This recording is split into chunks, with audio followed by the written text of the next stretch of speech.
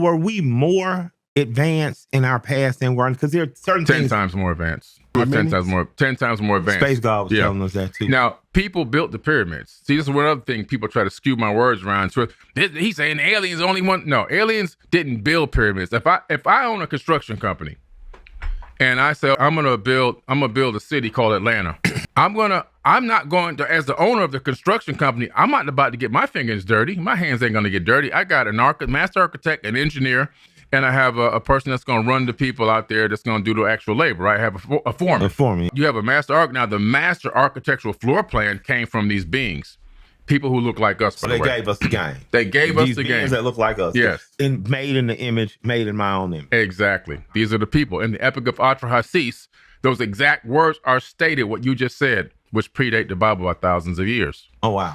And these people, they gave the blueprint, they taught the techniques, they brought the tools and instructions, and people built the pyramids. And how we know that slaves didn't build the pyramids? Well, that's an old farce, because if you're running slaves, the last thing you do is teach slaves sophisticated calculus, geometry, mathematics, astrophysics, astronomy. You don't even want, if they read, you don't even know how to read. They'd be like, well, what do I need y'all for? Well, if I have all this knowledge, how can you enslave me? Frederick Douglass said education, being educated makes it impossible to be a slave. Exactly.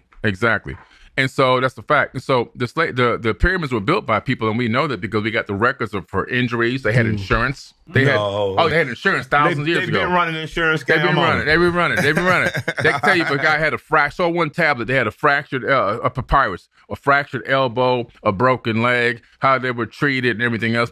Payroll. We got the payroll records, by the way. So they had payroll records on the people working on the pyramids. They were getting paid money. You don't pay slaves. The whole slave building pyramids is a farce. There's no way you can take mud ramps because you would need more mass in mud than the pyramid itself to build the ramp. I got you. Impossible. And all the tree log, that's all. Listen, each stone at the pyramid, when you go to the pyramids, each stone is a fingerprint. In other words, each stone is individually cut for the exact precise location. I've heard before. I got you. There are no Legos. Nobody went and cut these blocks by shape and size and said, I'm gonna stack these up. Every stone is a piece of an interlocking puzzle, right? And they interlock together like this so they don't move. Like when you take a Rubik's Cube apart. Exactly. Let me ask you, incredible. So they said that when Islam invaded or Muslim invaders came in, that the pyramids were once white and just in this smooth, shiny stone, and they were taken down to make mosques. 144 casing stones on the Great Pyramid alone. Wow. What must they have looked like? They look like they were gleaming. The Great Pyramid had 144,000 casing stones, right? And that was the insulation because it's holding energy on the inside. Gotcha. It was also a beacon, no matter where you're coming from distance. And according to these ancient texts, they had sky ships, great beacon point to locate. That's where we're headed, right? The top where you had the apex was this golden cap. That's what I heard. All this was it was probably one of the most beautiful sites. A couple of the pyramids, one of them was black. One was solid black, the other one was white, and the other one was a mixture. And these were actual machines, and they did strip off. They started taking off that material and utilizing it for construction and all kind of things. But the pyramids essentially essentially energy conductors. The buildings.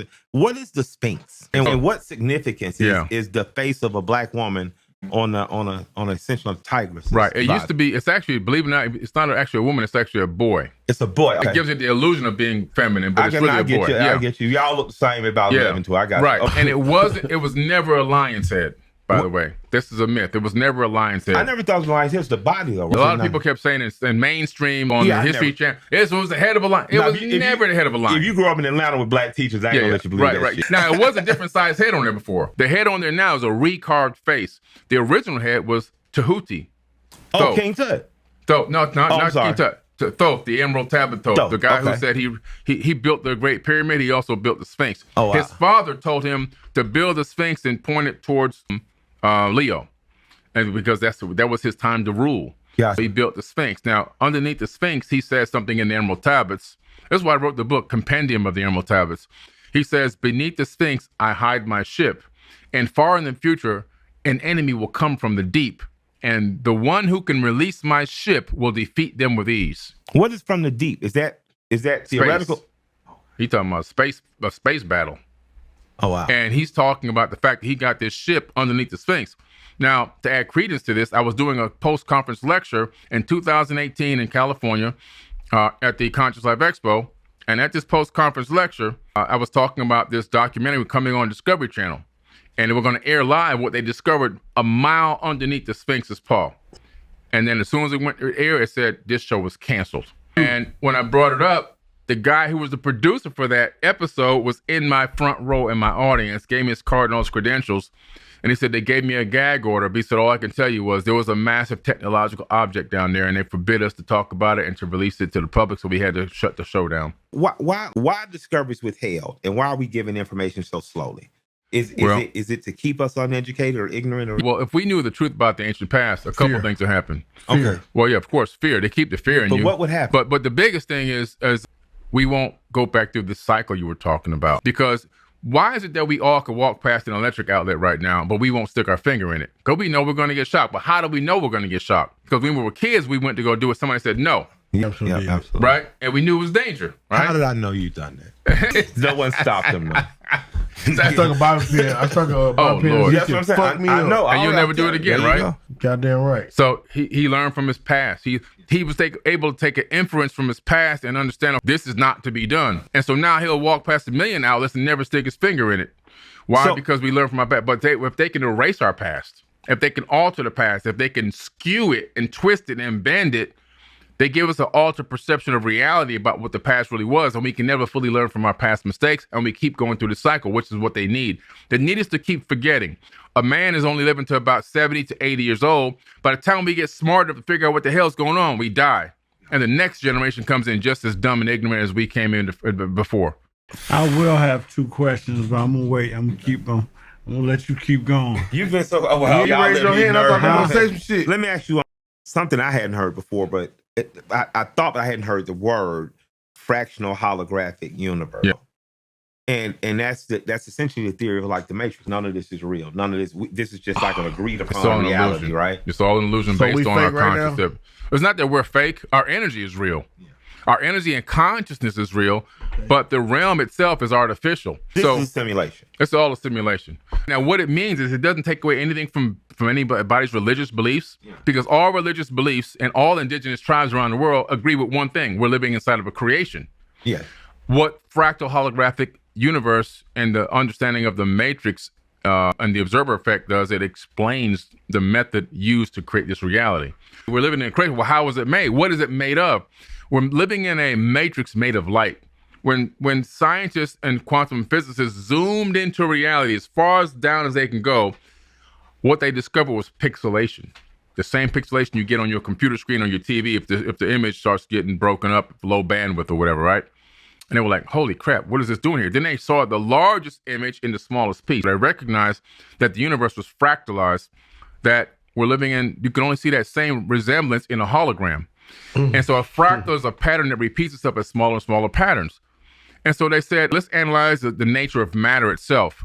And they began to realize that all matter is what we're saying. This is a solid microphone. This is a solid cup. What they noticed was, no, it's not. It's just light waves slowed down to a particular frequency. And they said, holy crap. They did this experiment called the double slit experiment. And they took this microscopic box and they put a partition directly in the middle of the box with a slit in it. On behind the slit, they put a tiny little gun that can shoot one electron at a time towards that slit, going to the middle partition, which should have went through to the back of the box. When they looked in the back wall of the box, they saw a wave pattern. Waves of light hit the wall, not a single individual electron. They said, how in the world can an electron turn into a wave of potentials when it should have been just single digital information? They did it again, but they put a looking device inside this time. When they put the looking device inside the little box to see what was going on, the electrons decided to stay solid and not become waves. They took it out, they became waves. They put the camera back in, they became solid. They said, wait a minute. The act of observation, conscious intervention with matter changes it. It means that collectively we are all creating this reality.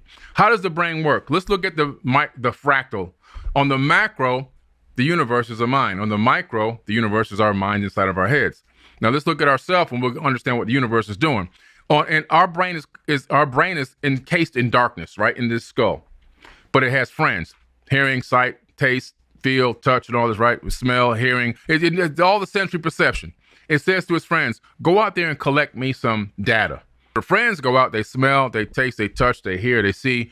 And then the friends don't really understand fully what they're collecting, but they transmit that data back to the brain through the neurological system. The brain sorts it all out and projects a hologram as to what it believes is going on outside. And we navigate this matrix based on a holographic projection from collected data. This is like when they say your eyes are not seeing as much as light is coming in. And don't you like see in reverse or something until it hits flips it upside down. Exactly. Yeah. So you're not actually seeing this as much as you're processing. Yeah. What you say, and the brain doesn't feel pain, correct? It interprets the pain. It interprets it. Right. We're processing all this data. We're processing all this. Now, let's look at the macro. The universe is a mind, a conscious mind. Gotcha. The universe is alive because it has enough neurological connections. If you zoom out from galaxies, you begin to realize the galaxies look like neurons inside of a human brain. And the universe says, I'd like to experience life in the third dimension. The universe says, I'm going to get data from my friends. Who are the friends? You, me, you, right? We're living our lives as individuals collecting this data. Not only just us, but every single atom that exists throughout the entire known universe, every bit of dark matter that exists throughout the known universe, and it's all transmitting back to source. Every atom in this microphone is alive. Why? Because every electron orbiting the atoms makes conscious decisions to be solid or be a wave based on our observation. This is omnipotence and omniscience. This is how, excuse me, this is how God actually is able to be everywhere at all times, because God inhabits every individual atom, which is transmitting back to source. And so what God is doing is living subjectively through each and every individual and each and every individual atom.